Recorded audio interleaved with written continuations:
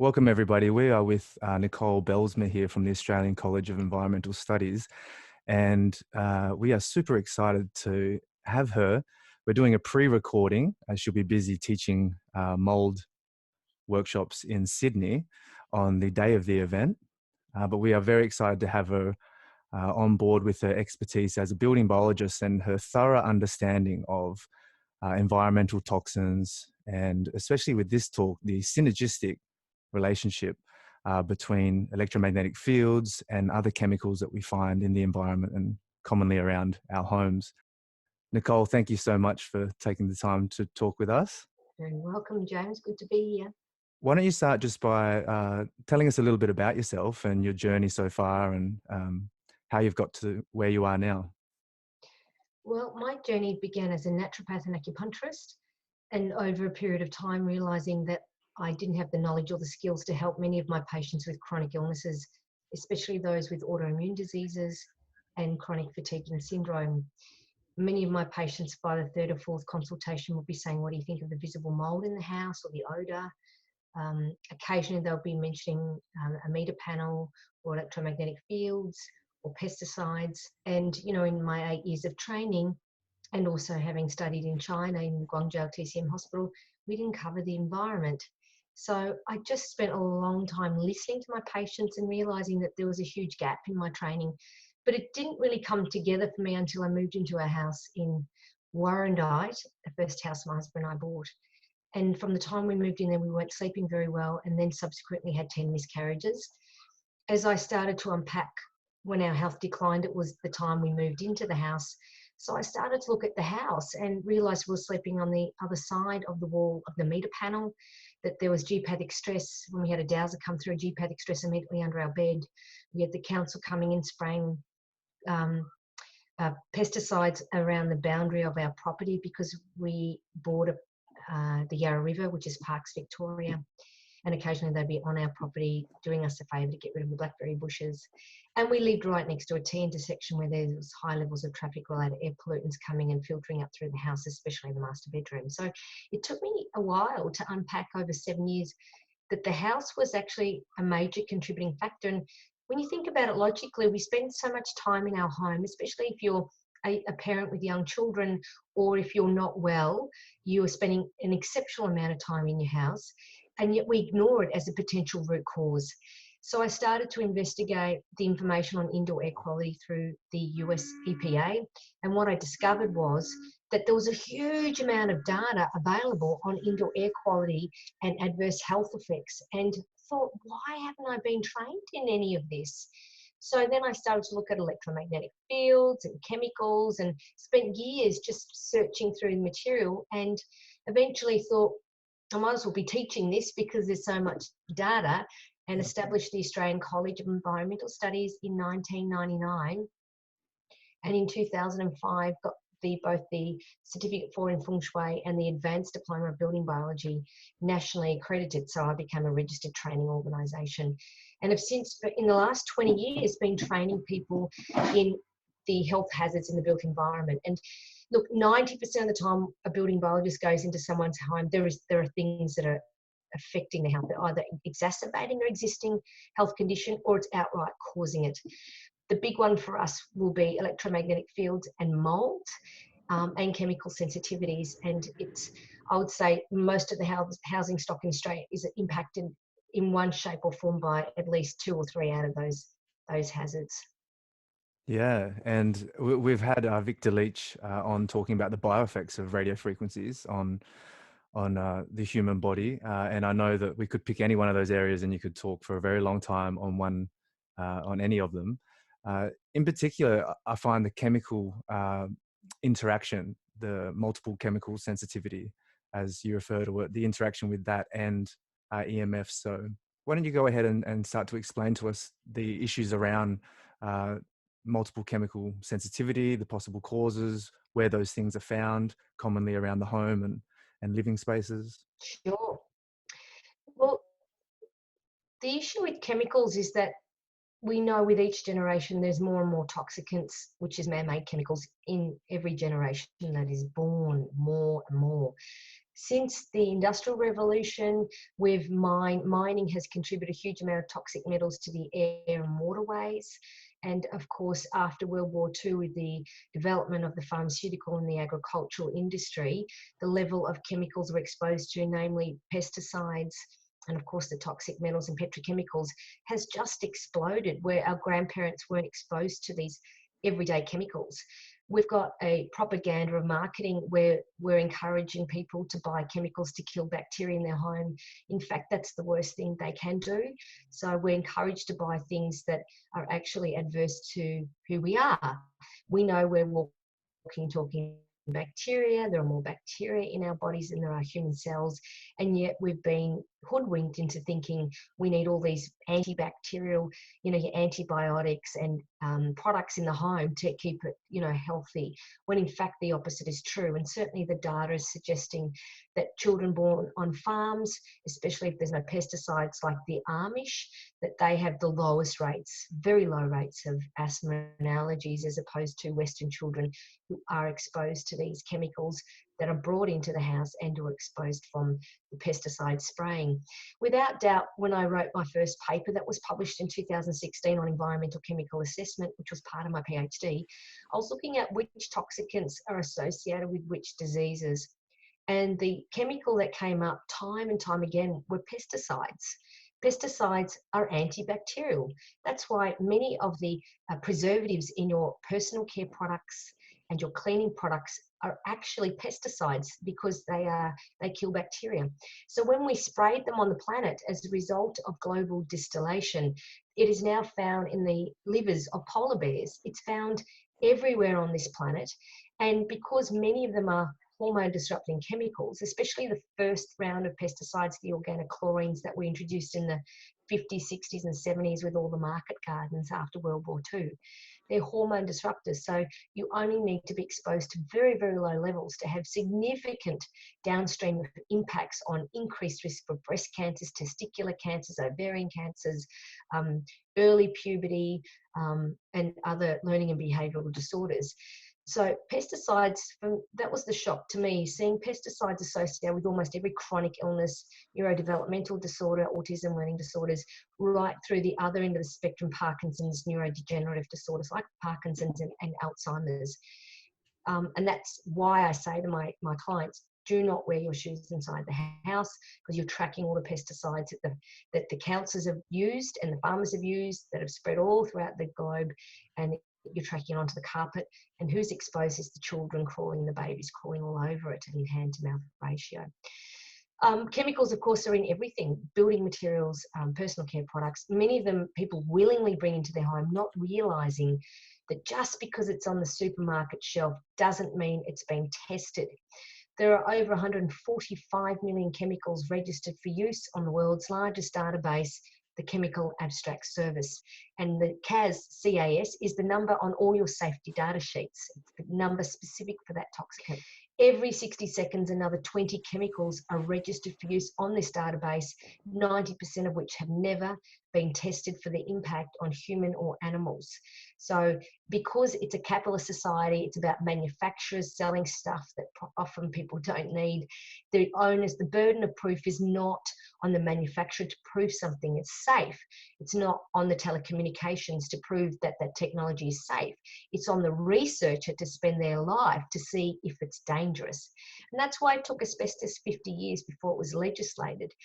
Lead petrol, lead paint, PVC, benzene. I mean, the history of medicine is littered with missed opportunity and wasted resources as a result of the failure to act because there wasn't enough evidence. Evidence-based medicine has kept medicine in the dark. We really need to implement urgently the precautionary principle, which is if there's any evidence to state that it could be harmful, we need to act. But that is not pro-capitalism. I'm not anti-capitalism, but the longer I've been in this industry, the more cynical I am, because I can see the devastating impacts it's having on, certainly in Australia, on both children. My father died from Parkinson's related disorders last year, and he was a garden sprinkler exposed to high levels of organochlorine and organophosphate pesticides. And it's devastating. So it's really important that people are mindful about what they buy. And do they really need to buy all that crap? You know, with cleaning the house, microfiber cloths do a pretty good job.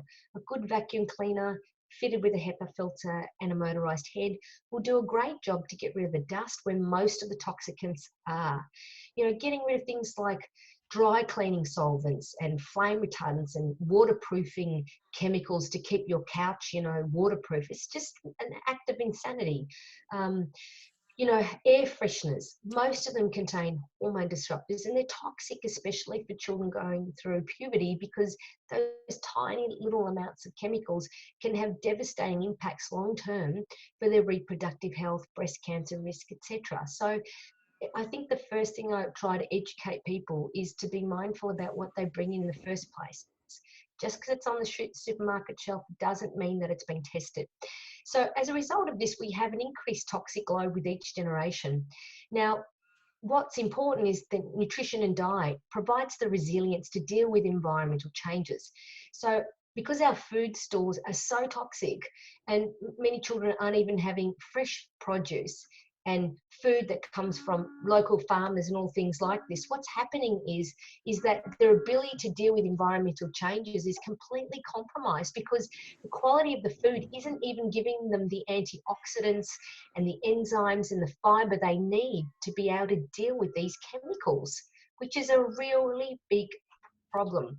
So we have a double whammy. Kids brought up on processed food and packaged food, and therefore unable to detox many of the chemicals that they're exposed to in their homes, also in their food, in their building materials, in the external environments.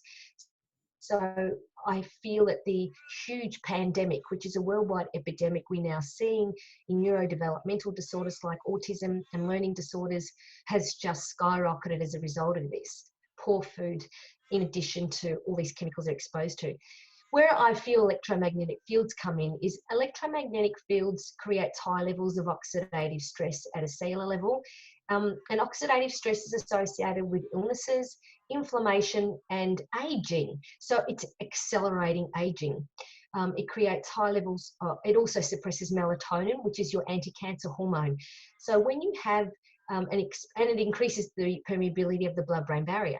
So you've got more chemicals in each generation that is born, and exposure to these electromagnetic fields, namely radio frequencies from wireless devices, is giving free access into the central nervous system and the brain, because also accelerating cell death. It's causing DNA strand breaks, which increase risk for cancer, and it suppresses melatonin, which increases risk for cancer because it's the most important anti-cancer hormone that you have in the body. Another one, of course, with EMFs is the blue light suppressing, again, melatonin and affecting sleep and circadian cycles, which means it has devastating impacts on reproduction. Now, we know the average age that a girl starts puberty in Australia is around 10 to 11 years of age. In the 1900s, it was 16 when they started their periods and what we call menarche. As that age drops of puberty, their risk for breast cancer significantly increases. But also potentially, as a result of the melatonin shift, it could be increased risk for other cancers. It's interesting to note in the last 5 years, instead of cardiovascular and heart-related disorders being the #1 cause of death, it's cancers now in Western countries. And I'm wondering whether this is contributing in one shape or form. So I feel in terms of the synergistic effect, you've got these chemicals that we're all having, and some of us more than others, depending on our lifestyle and what we're bringing into the home and using on our skin. But the electromagnetic fields is also affecting our impact to get it into the central nervous system and accelerating our inability to deal with those chemicals in the first place. One thing that I find a lot with chemical exposure that can trigger environmental chemical sensitivity is mold. I actually see mold as a chemical sensitivity, because when people are exposed to the biotoxins, 24% of the population can't create antibodies. So it sets up this inflammatory response that knocks out key neurotransmitters in the brain, which help with regards to reducing inflammation, but also keep infection at bay. So what happens is when people are exposed to mold, they start getting multiple infections, yeast infections, vaginal infections, upper respiratory tract infections, colds and flus that keep coming back, nasal polyps, and of course infections in the gut. And the byproduct of these infections is huge amounts of metabolites. These metabolites, especially from yeasts and fungi, clog up the detoxification pathways in the liver. So over time, in a damp, moldy environment, people suddenly can't wear their perfume anymore because the chemical, the way that perfume was detoxed through that pathway is clogged. There's a traffic jam. So it's staying in the blood a lot longer, where it can cause more damage to the brain, headaches, fatigue, and to other vital organs. So once that detox, once they're out of that environment, they then need to go on binders to bind those biotoxins out, and then you find the detoxification pathway start to get better, and suddenly they can tolerate the perfume they've been wearing for 10, 20 years. So mold is a big one because it's so prevalent in our housing stock. You know, dampness is, I mean, think about who in the room has never had a flood or had any plumbing or drainage issue where there was water sitting there for more than a couple of days. Within 2 days of water sitting on a surface, you're going to have the bacteria and the fungi proliferating, producing chemicals to kill each other off, to take over that space, because the function of the microbes is to decay your house. That's what nature does. And in the process, you're inhaling these chemicals and toxins that then make you more sensitive to other chemicals in the environment. So as a building biologist, we train our building biologists that if you're going to do a mold assessment, it's not just mold you need to look at. You need to be mindful that the client is sleeping near a meter panel, and that meter panel radiation could be accelerating the influx of biotoxins in the central nervous system and causing, affecting their ability to be able to deal with those mold. I don't feel you can separate that at all. So mold, electromagnetic fields, and chemicals are really important to educate people not to use pesticides and spray, fly spray all over the house, because very little of it gets on contact with the fly. And of course, mainly you're going to absorb it, and the kids, it's going to be in the dust, and there'll be high hand to mouth ratio. Yeah, wow, that's so much information there to process. So basically, we've got the key environmental toxins that you've listed there are the chemical exposures, the EMFs from wireless radiation around the homes, or wireless devices, sorry. We've also got mold and dampness, and then blue light. So if we can go back and just have a chat about the chemicals specifically, because you mentioned that there were 145 million chemicals registered on that site, which is just an astronomical number if you think about how there can be that many. So can we have a chat about, as a building biologist and someone that's worked with, plenty of individuals restoring their health, where are the commonly found chemicals within someone's life? Because I'm sure that there's, just because we're born into this time of, the chemical, like you said, the chemical cartels had their way back in World War II. And so it just seems normal that there's chemicals everywhere, and we're probably not even aware that, okay, well, that's actually a major source of chemical exposure. So would you be able to share with us, with your experience with your clients? The one that's the most concerning is what we call transgenerational. It's actually passed in utero. So I've had quite a number of children with high levels of lead in their body and copper that didn't come from their environment. It came in pregnancy, because many of these chemicals are what we call lipophilic. They like to go where the fat goes, and they're xenoestrogens. So they actually pass through the placenta into the fetus. And then, of course, the breast milk, this is where it's really sad.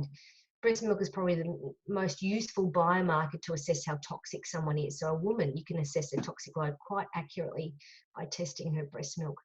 Breast milk is 90% fat, and that's where a lot of the lipophilic or fat-loving chemicals, which most environmental chemicals are going to be.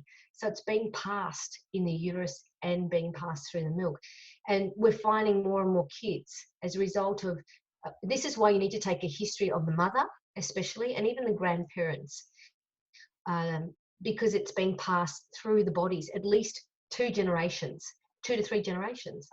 Think about it. When a woman is pregnant, by week 14, if she's carrying a daughter, that daughter has all her eggs for her children.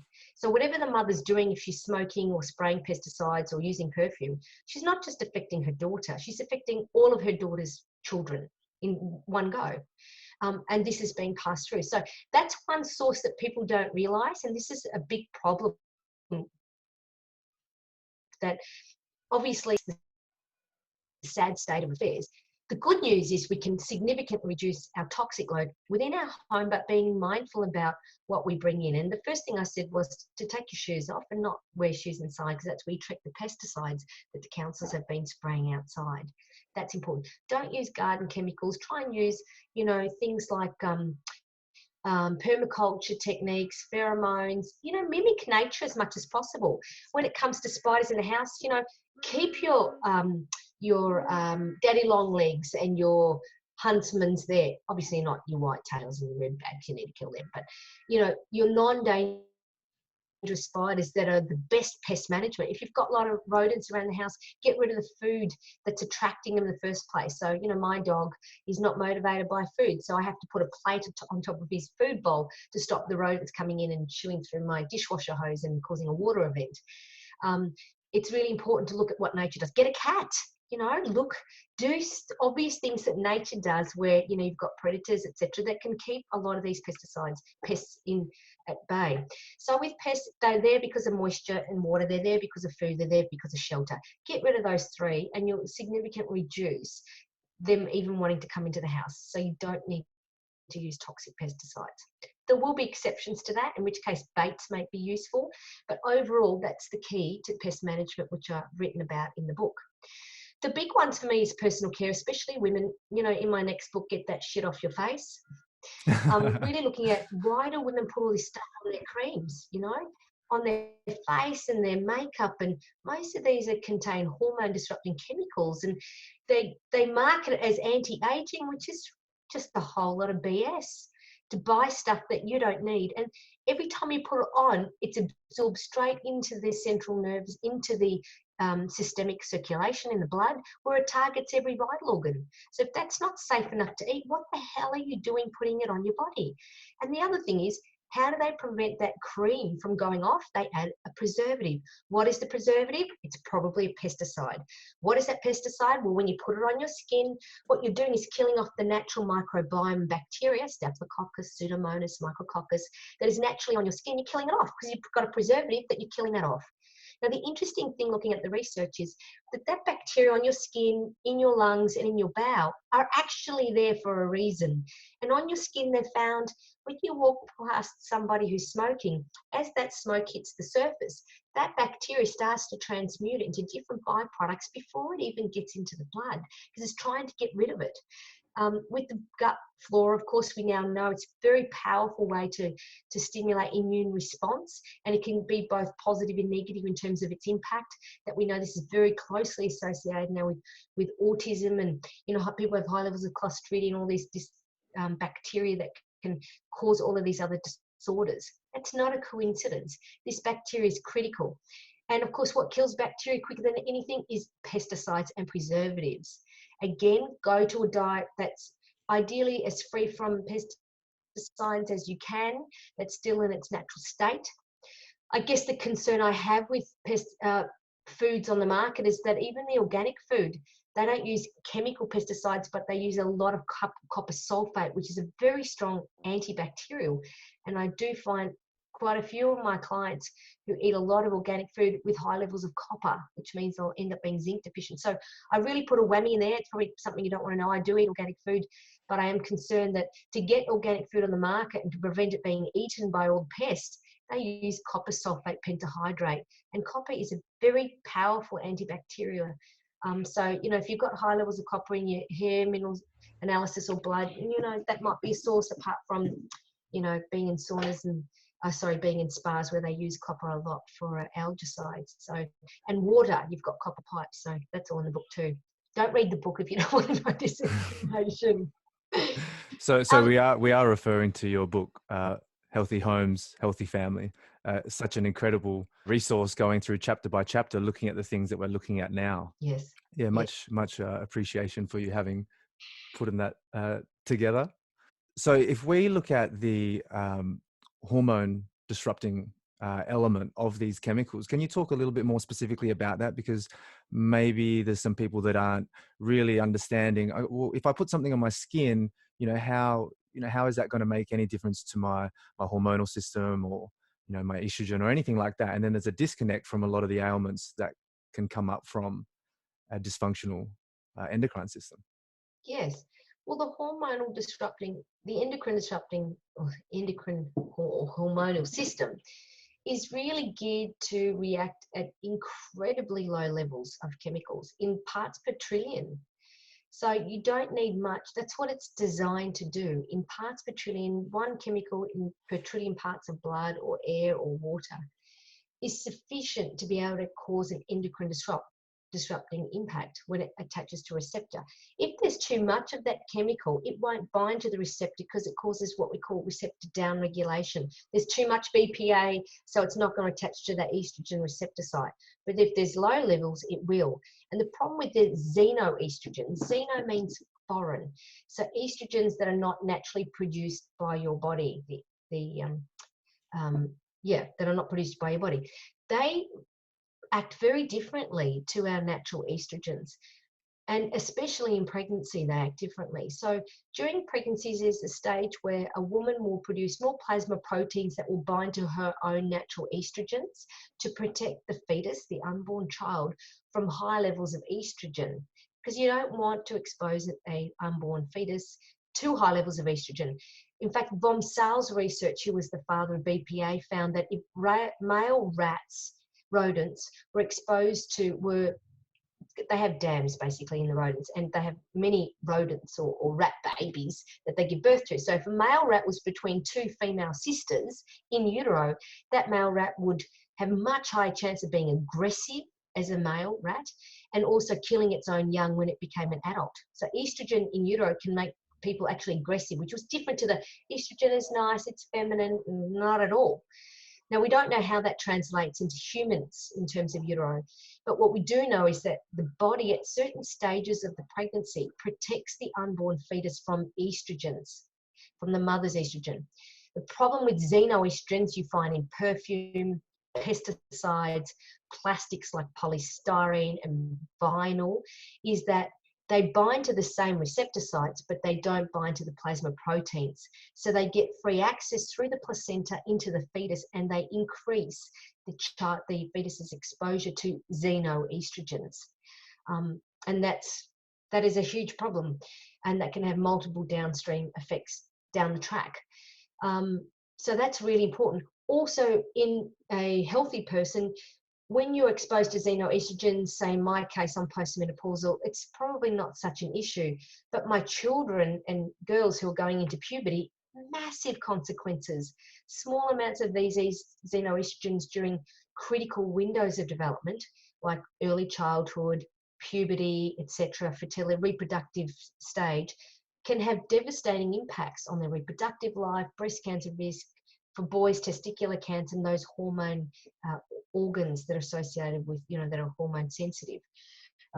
So that's why it's important that what I'm exposed to in now as a postmenopausal woman, as opposed to my child during puberty, will be completely different and have different effects. And this is literally what we found with thalidomide.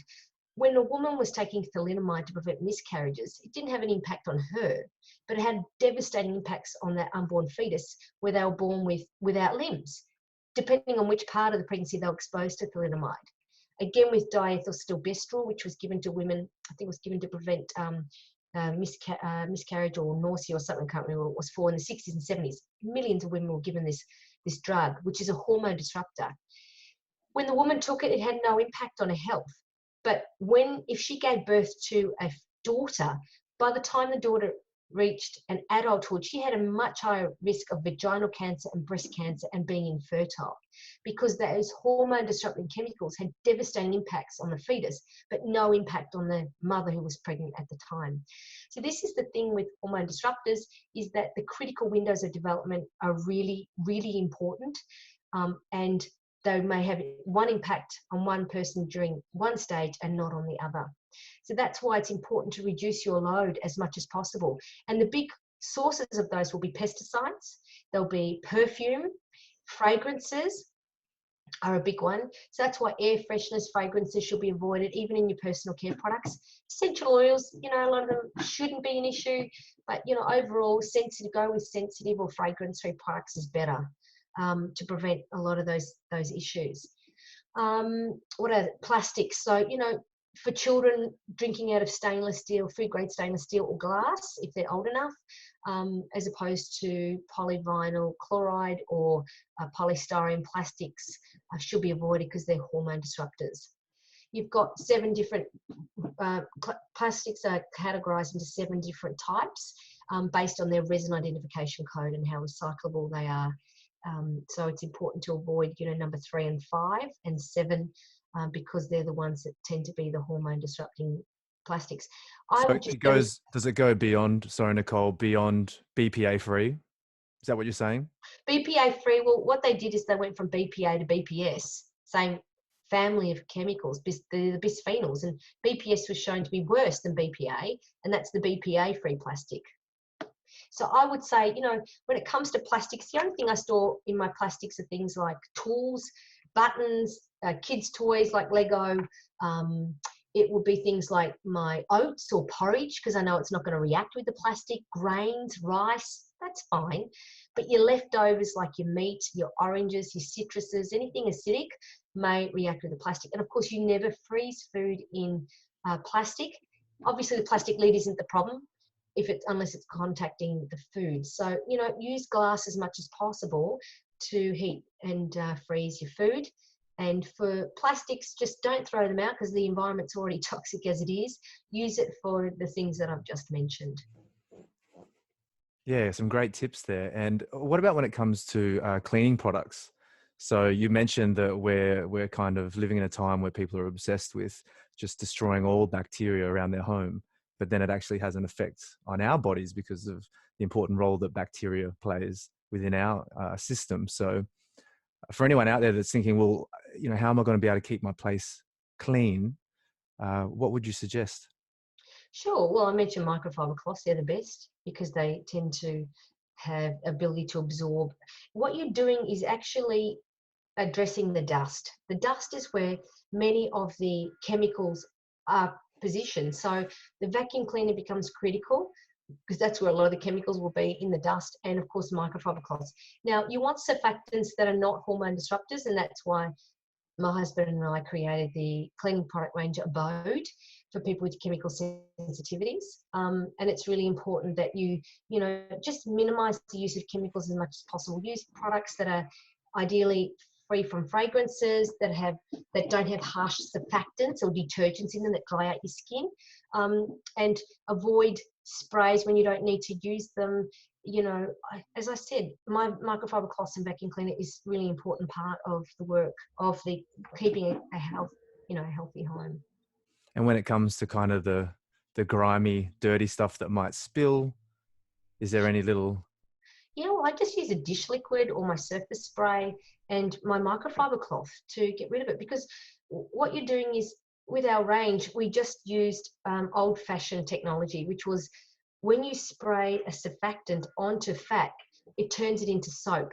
So rather than using a very strong chemical in the Abode range, we actually use surfactants that when it makes contact with fat, it turns it to soap. So it makes it very easy to remove. Obviously, sometimes like your ovens, you need elbow grease because the oven cleaners are incredibly high pH, which is toxic. And occasionally you may need to use that with a respirator, you know, once every 6 months you clean your oven, whatever. Or you clean after every use, which I don't do because I've got 3 kids.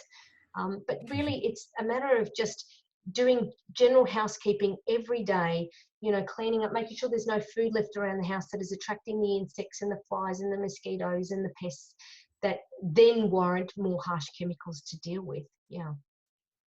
And so if we did touch on this already, the synergistic toxicity between EMF and the chemicals and the mold and those things. So maybe we can just backtrack to that point again and maybe expand on what's actually the interplay between those different stresses, and also some of the common symptoms that rise from those exposures and maybe things that you've seen within your clients? Sure. Well, people will generally come to a building biologist as a last resort. My main focus is educating people, running the college and training people in building biology. And there's 11 subjects in the course, from air pollution, water pollution, electromagnetic fields, building materials, etc. What people find is they can't tolerate chemicals. They find it more and more increasingly difficult to live in a Western society. They find that they can't tolerate their perfumes. They're sneezing. They've got allergy type symptoms, and they then develop brain fog, fatigue, potentially headaches, poor concentration, poor memory, dyslexia, especially with electromagnetic fields. Some will get tinnitus as well, and they just think they're going mad. It's almost like they've got these Alzheimer's type of symptoms, but they're young, 30s, 40s, 50s, and there's no need for that.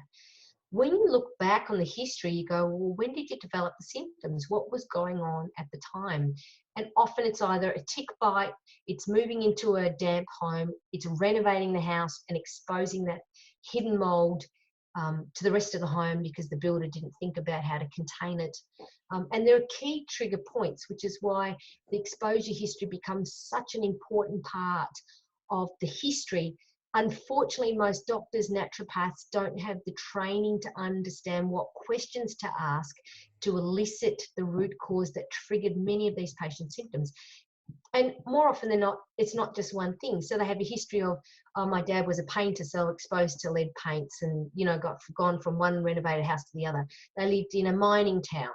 They had a job which involved panel beating. So their toxic load has increased over time.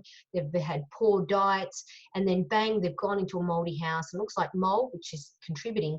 But in fact, it's this toxic load they've carried from the moment their mother was pregnant to the time they've come here. So it's rare that you have one thing triggering the symptoms, unless it's high exposure short term. It's generally this synergistic effect of, oh yes, I use my phone for 3 hours a day for 5 years, and now I get headaches, and now I've had this history of chemical use. And you'll find that the symptoms of chemical sensitivity, mold, electromagnetic fields are almost identical. So that's why I say, as building biologists, you've got to look at all of that. You can't just say it's EMFs, because a lot of people I see who go, I'm electrically sensitive. It often happens in a moldy environment, which triggered the increased susceptibility. Now, there's actually no data on this. This is just anecdotal from the limited amount of experience that I've had with these patients. But, they're so fixed that it's the smart meter. But when you go through the history, you go, well, they've been in damp environments most of their life, and they're in a damp environment, and they're exposed to high levels of electromagnetic fields, and they have a shitty diet. So bang, symptoms happen. And that's the reality of these chronic illnesses that we're seeing. Yeah, and it seems hard because there's so many factors playing into it nowadays. Like you've mentioned, there's the light, there's the chemicals, there's the mold, there's the EMF, and most practitioners don't really know how to look for those things. So it seems really difficult to pinpoint, okay, why am I feeling these symptoms here? Why am I feeling fatigued? Why do I have brain fog? Why do I have all of a sudden, chronic fatigue? All these different allergies was a big one that you mentioned there. And allergies is something that fascinates me, because more and more people are becoming allergic to things, but there doesn't seem to be any question of like, why all of a sudden are we as a species so allergic to so many things? And it's just kind of shrugged away as, well, that's just the way it is, and maybe there's a magic pill for it. So I wrote about that. There's a whole chapter on certainly my theory in what seems to be going on in relation to the epidemic of allergies. And we've gone from the hygiene hypothesis to what we call the microflora hypothesis, which is lack of exposure to bacteria. And why do Western children have less exposure to bacteria? Is because they're bringing pesticides into the home from our farming and from antibacterials, and this ridiculous propaganda that we need antibacterial chemicals and toxic chemicals in our home to create a bacterial-free home. That's the antithesis of that's actually creating the allergy epidemic. What we need when a child is exposed, when a pregnant woman is exposed to a furry pet, and the child is exposed to a furry pet in the first year of life, the incidence of asthma and allergies significantly declines, because that pet shares its own DNA and its own unique microbiome, and increases the exposure to different types of bacteria. We know children who are born in big families, which is quite unusual nowadays, like the Hutterites and the Amish, and that their incidence of asthma and allergies is very low because they're exposed to all this type of bacteria from their siblings. Every hour we shed between 14 and 37 million bacterial genome copies in the air. So the more diverse the bacteria in the house, the less the risk for asthma and allergies. So when you bring in chemicals to clean that house that are antibacterial, you are actually reducing the bacterial load and increasing the risk that that baby will have asthma and allergies, because that immune system is designed to react. And if it hasn't got much to react to, it's going to start reacting to allergens within food that it shouldn't be. And so if we were to look at, you mentioned before that there's certain detox pathways that break down from the buildup of metabolites. Is that something that we could just recap as well and just discuss there? Because obviously there's an innate ability to detoxify and remove a lot of the chemicals that are building up, but that seems to be breaking down and then eventually leading to quite serious ailments and multiple chemical sensitivity diagnosis. Absolutely. What's interesting is that our ability to detoxify varies by tenfold. So one person can work in David Jones in the perfume department for 20 years and seemingly not react. Someone with chemical sensitivity walks past and gets a migraine for 2 days. Their detoxification pathways are governed in large part by their genetics. These are gene variants in specific detoxification pathways that make them uniquely sensitive to that. Now, these people in the past, in the tribes, in the dinosaur era, were the ones that saved the tribe. They're the ones that were sensitive to the chemicals and smelt the dinosaur meat and go, guys, you eat that, you're dead. Me, I would have eaten it and died. But these chemically sensitive people going, there's something wrong with it. They saved our race. Now we're ostracizing them. They can't live in this environment because they know, their bodies know that they're reacting to that. And what we're finding is I may not react to that chemical perfume like they do, but it's still causing damage to me. So I'll just die suddenly of a heart attack or cancer, but these people with these chronic fatiguing illnesses and chemical sensitivities don't seem to have these cancers and things because they know to move away from the poison. They're the most important biomarker we have on the planet.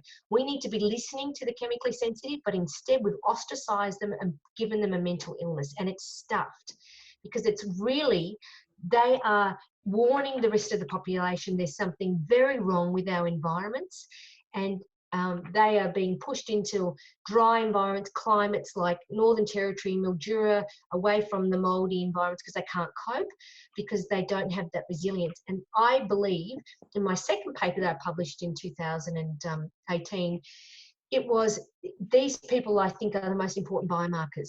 When I interviewed the top environmental doctors in Australia and New Zealand on how they deal with chemicals in their patients, I wanted to find out what were the best tests they could use to identify chemicals in their patients.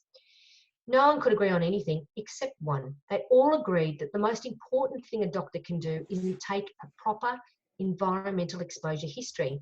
None of them were trained to do this. And they all agreed it takes 90 minutes. Now, if a doctor takes 90 minutes with a patient, they risk being deregistered for spending too much time with their patient. So the system is flawed. Not only are these patients being misdiagnosed because the doctor never spends enough time with them, let alone even knows how to ask the right questions. So the root cause is never found, and they go from one GP, one naturopath, one person after the other to the other. Because the most important clinical tool they have is a exposure history. So that's why my supervisor, Professor Mark Cohen, and I are developing an exposure history app in order that patients can use this to see if there are correlations between their health and their homes and their lifestyle, and create big data sets so that we can see if there are correlations. What percentage of people with asthma actually have visible mold, damp odor? What people with tinnitus actually use their phones for X amount of times a day, or are near a wind farm, or these sort of things. So yeah, it's a big picture stuff, and it's not a simple thing like my EMFs cause this and this chemical cause this. It's from utero to now. That's the exposure history that needs to be taken. But the good news is we're unpacking the complexities of that, and computers are able to start doing bioinformatics to be able to process this, but it's still 5-10 years away. And of course in medicine it's going to take, doctors will need to be completely retrained, which I don't know if they're if that's going to happen in my lifetime. Well, it is amazing to hear that type of work and that angle is being worked on. And I think the more people we can direct towards practitioners that have your kind of knowledge and the people that you're training up, then it'll grow bit by bit. But yeah, there definitely is something that appears to be systemically wrong with the health system, and unable to diagnose successfully the actual causal factors of people's symptoms and diseases. Yes. And you mentioned the cumulative, that it is cumulative, and then you really see that, yeah, it gets very complex, and it happens from the time of birth. And so you're mentioning in utero, is there a process where, is that actually part of the pregnancy process where the mother is dumping toxins, or is it just some toxins happen to pass through the placenta? Yeah, we don't know. Well, we know that lipophilic or fat-loving chemicals tend to pass through the placenta. We know hormone-disrupting xenoestrogens can pass through the placenta because they're not attracted to the plasma proteins that the mother produces in high levels during certain stages of pregnancy. Certainly from my limited experience, I'm finding kids born with high levels of toxic metals that came directly from their mother who were exposed to high levels of toxic metals because of their environments. I think because we stopped the questionnaire with just the patient and their homes they lived in here, rather than going, well, what was your mother and your grandmother exposed to? So, because these are what we call transgenerational effects. And is there anything that you'd suggest mothers can do leading into, Yeah. before that, when they're trying to fall pregnant, what type of things they can do that can minimize? Yeah, it reduced their toxic load. Don't be in damp, moldy homes. That can be disastrous. Not have perfumes and air fresheners and bring all this crap into the house, and certainly not pesticides. Really reduce the amount of chemicals. I don't use anything on my skin or my face. Haven't for years and years and years, because I know it has to go into the body, and the body doesn't go, oh, that's natural, so you can bypass the detoxification pathways. It still has to be detoxed through phase 1 and 2. So everything you put on is a toxin to the body potentially, and that's why you want to reduce your load. So living in environments, I live in quite a treed environment where the trees are my air filter, so to speak. I don't live near heavy traffic, otherwise it's another dumping of toxins that my body has to deal with daily. It's just being mindful of buying clothes that are made from natural materials as opposed to things that could contain flame retardants because they've been imported. Things like that. It's actually, I think it's common sense, but it's really what my book is really doing is helping people make an informed choice, because I really believe the public can't make an informed choice because they don't understand that most of the things, again, in supermarket shelves and Telstra shops and stuff like that, have never been tested for their impact on health. So being informed is the most powerful thing you can have as a consumer.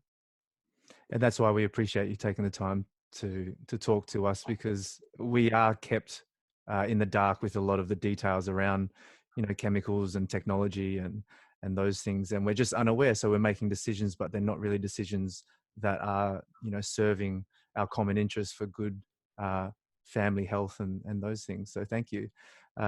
We've got Damien later from Super Health talking, and he would talk about heavy metal detoxification. So that's also something that anyone can do and would suggest do. But as a lady looking to fall pregnant and start a family or add to the family, I'm guessing that that's something else that can obviously really help minimize the toxic load of the child. Yeah, things like there are great things you can do. Saunas, infrared saunas are really powerful. Reducing your toxic load in the first place, not dumping chemicals from your skincare products and your household products and new furnishings that have been imported. Opening up windows to get cross ventilation if you're in good bushy environments, and all of those things. Not smoking. I mean, if you're a smoker and doing all this other stuff, well, it defeats the purpose, isn't it? Really. So you've got to use a lot of common sense. But yeah, infrared saunas can be good. Air filters and water filters. I think a water filter is not a luxury. It's a necessity. You don't want chlorine in your water supply. It kills bacteria in the gut, which has ramifications on your immune function. So, simple things like that are important, and that's what I discuss in the book. Also, a lot of detail available on my website, which is buildingbiology.com.au, and lots of videos. Yeah, and the water, just touching on the water there, it's something that I think people will often, some people will question chlorine and Mm. fluoride. But going beyond that, I know as a building biologist, you go quite in depth. That's part of the assessment of living spaces is a water um, test there. So, what are the other things in water that people might not be aware of that are actually coming through into the drinking water when they drink from the mains? It's toxic metals, and that's often from the domestic supply. So if they've got copper pipe or galvanized pipe where they use copper solder, that's very common. Um, and it breaks down over time, of course. We had asbestos in our mains distribution system that's breaking down, and you have acceptable levels of millions of fibres of asbestos per litre that's allowed in the Australian drinking water guidelines, which is a problem. You've also got flocculating agents like aluminium sulfate, which is used to bind sediments and prevent that sediment in the water, because some of our water supply comes from rivers, of course, so there's a lot of sediment. So you'll have acceptable levels of aluminium, which is it associated with dementia and Alzheimer's? Well, there's still conjecture as to whether it does or doesn't. Yeah, there's lots, but the toxic metals from the domestic water supply is an issue. The mains would be asbestos. And of course, you've got chlorine is number one toxic thing in there. And fluoride, of course, where would I start on fluoride? It's just, it targets the pineal gland, it affects the thyroid. Most countries have never fluoridated their water supply for good reason, and there's a lot of data now on its impact on human health. So unfortunately, the only thing that will get rid of fluoride is a reverse osmosis system, which is what I have. Especially in children, you don't want them exposed to that. A little bit of fluoride in their toothpaste will protect their teeth, but ingesting fluoridated water actually doesn't show any benefit on teeth enamel. So obviously, and there's been quite a lot of data on people with hip fractures and hip replacements that higher levels of fluoride in their bones that displace calcium and makes it more at risk for fractures. So, ingesting fluoridated water is actually ridiculous. Fluoride as a topical on the teeth in small amounts, that has been shown to be protective. So I'm not anti-fluoride toothpaste. It just needs to be make sure if a child is going to use it that they can spit it out, because fluoride in the toothpaste is toxic. Yeah, it's definitely not something we were ever meant to ingest, and the fluoride that we use here in Australia in the water supply is just Oh, chemical waste from phosphate fertilizer industry. phosphate, So exactly right. Aluminium industry, exactly. It's a byproduct and contains lots of toxic metals in it and radioactive nucleotides. Yeah. yeah, and just the role of water in the body is I mean, water is a really incredible thing that some researchers are coming up with Yeah. some amazing stuff around water and the role of water and what it actually is and does. So I think that's one of we're going to have, you're going to rattle off maybe a few tips that we can do immediately when we get home. And just having touched on water at the end there, personally, I feel like water is one of those that we can filter out and um, get rid of the toxins in there straight away to have much better health immediately. Yes. So pre-sediment filters and a carbon filter are really important, but it depends on their micron size. There's a whole chapter of that in my book. As I said, reverse osmosis is the best. That's what I use at home. It is expensive, between 800 and 1200 or so for the system. It's a 5-stage filter system. I think that's really important. Even before I look at diet, I think that's more important than diet, because you're just ingesting. You don't want to be ingesting fluoride and chlorine, all those other toxicants. Yeah. What about water distillers? Distilled water shouldn't be used because you do want some electrolytes in there. Um, distilled water is normally used in the automotive industry. I think distilled water should not be drunk. You need some minerals in there. I mean, you're not relying on water for your mineral content that comes from your food, but I'm not into alkaline water, because when you drink high levels of alkaline water, you're going to buffer it in the stomach. The stomach acid is anywhere from 3 to 5, depending on when you're eating. You want your stomach to be acidic, because it helps produce intrinsic factor to digest, to absorb B12. You want it to produce enzymes that digest protein. Drinking a whole lot of alkaline water doesn't mean alkaline blood. There's a lot of misinformation out there. It's actually being buffered in the stomach, so it has no impact on what's going on in the blood, and it could decrease your capacity, I believe, to to digest your protein. So you're better off being on a vegetarian diet. I believe if you want to alkalize your body, then you are drinking alkaline water. I think there's a lot of misinformation out there. Yeah, okay. Thanks for that insight there. You're welcome. Can we touch on your clients, people that you've worked with, and some of the ailments that they've uh, possibly been able to overcome or restore health in, just for anyone listening out there that might have health issues that they haven't yet been able to find a remedy for?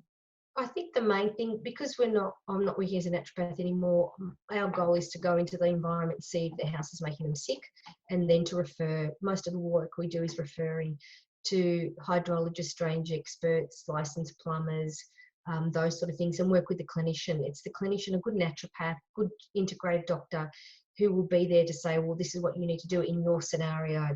Once they've done gene profiling, gone through the diet and their lifestyle and the exposure. From my perspective, it's really, are there hazards here that are exacerbating or causing their illnesses, and how can we reduce their exposure? And most of it will be just knowledge, which is pretty much most of what I've written in the book. So finding an integrative practitioner is Absolutely. part of the process of that healing. Absolutely. It's in a must, because you need to stimulate those detoxification pathways. You need to reduce your toxic burden, because a lot of what you create, what you put in your mouth through your diet, can be adding to that toxicity, and you're not even aware of it. You know, you're eating fish because of the essential fatty acids, but you're actually overloading yourself with mercury at the same time. There's a lot that we can do to minimize it in our own lives and around our homes. Have you got a couple of maybe your top 3 or so tips just to change straight away? Again, take your shoes off. Read labels. Don't bring whole load of chemicals into the home. Stick with microfiber cloths. Get a good vacuum cleaner fitted with a HEPA filter. Open windows if you've got fresh air, and use your common sense. Read, and do more reading. Okay, Nicole, thank you very much. So your website was buildingbiology.com.au. .com.au. Yep, and the book that you've put together so well is Healthy Homes, Healthy Family. Okay. And for more information on our training, for mold testing, EMF testing, we run the only government accredited electromagnetic field testing and mold course, and chemical testing in Australia is aces.edu.au. Well, thanks again for tuning in and helping educate the people of Perth on this important health issues.